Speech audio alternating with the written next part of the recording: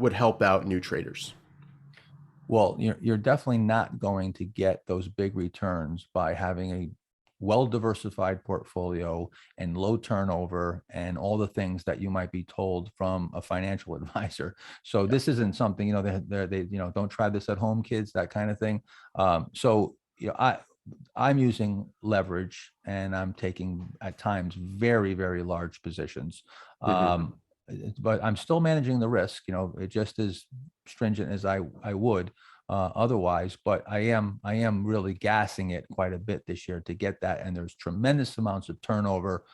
So you need turnover, you need concentration, you need concentrated positions, you need timing too, because you can't you're going to have to avoid dead time. Right. You have 1 year to get to lay down this return, and you're going against a whole bunch of people where some people may just get lucky. They stick it in one name and make take a big position, and so you're going against not only skilled traders, but you're going against a large group where Yeah. someone along the line is going to get lucky. So there's going to be some usually going to be some big returns.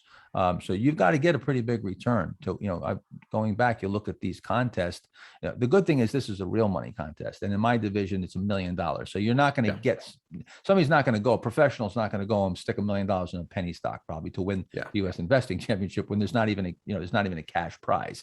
So that's the good part about a real money contest. And the only contest that I would ever go in would be a real money contest.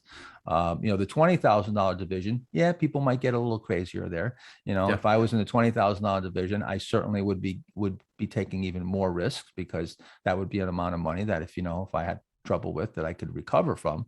So I don't even remember your original question, but but yeah, what I've been doing, with the U.S. Investing Championship is just is very aggressive. Probably the second most aggressive that I've ever traded. You're going Hmm. back, probably the most aggressive I ever traded was probably in 1995, where I was up over 400%. And then for the 97 US Investing Championship, I was pretty darn aggressive then too. And that year I was up 155%.